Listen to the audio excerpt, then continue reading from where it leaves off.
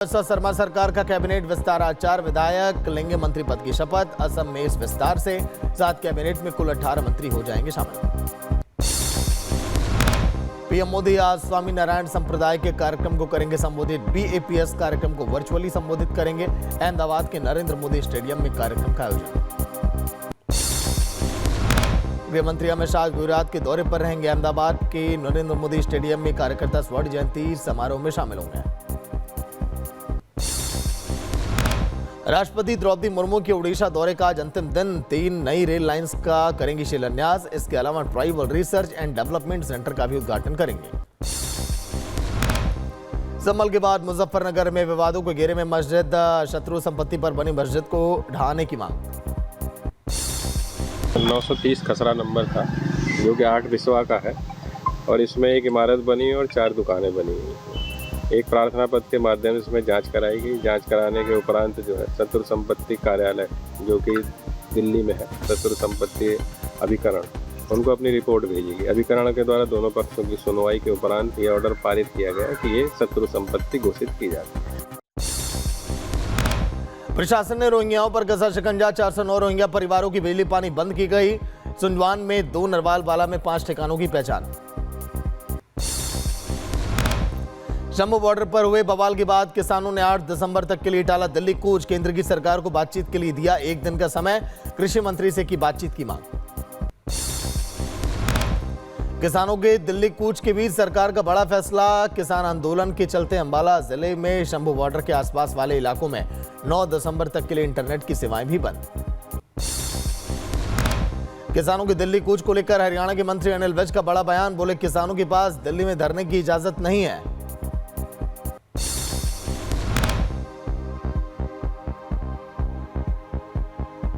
तो प्रशासन से इजाज़त लेते हैं, तो इन्होंने तो ले नहीं रखी इजाज़त।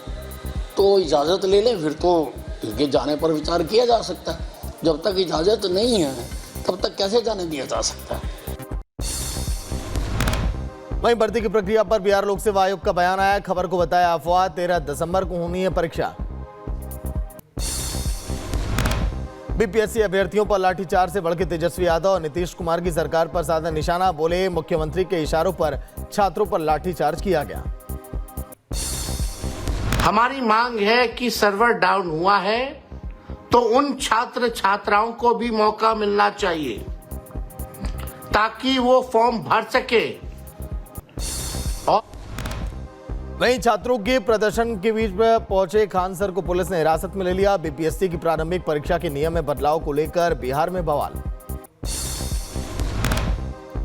बांग्लादेश में हिंदुओं के खिलाफ हिंसा पर सीएम योगी का बयान। जब तक जिन्ना की आत्मा रहेगी अराजकता लगातार जारी रहेगी। यह 1947 में भारत के विभाजन का पाप है।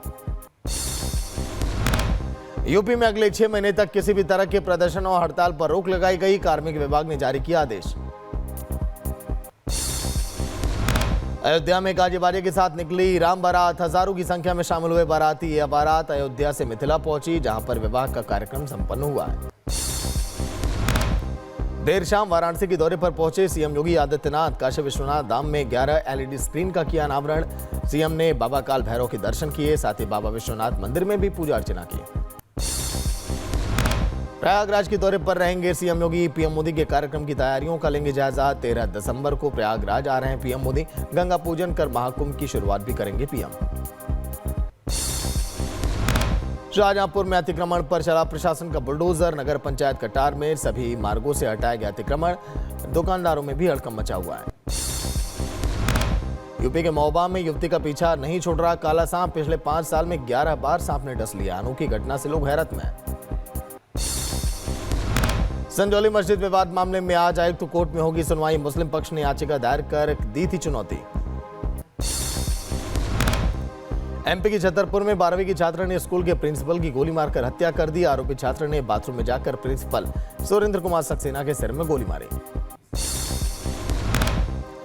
आरोपी छात्र की तलाश में महोबा की पुलिस अब लगातार जुटी है। पुलिस के मुताबिक घटना में 2 छात्र आरोपी हैं। मामले की जांच अब की जा रही है।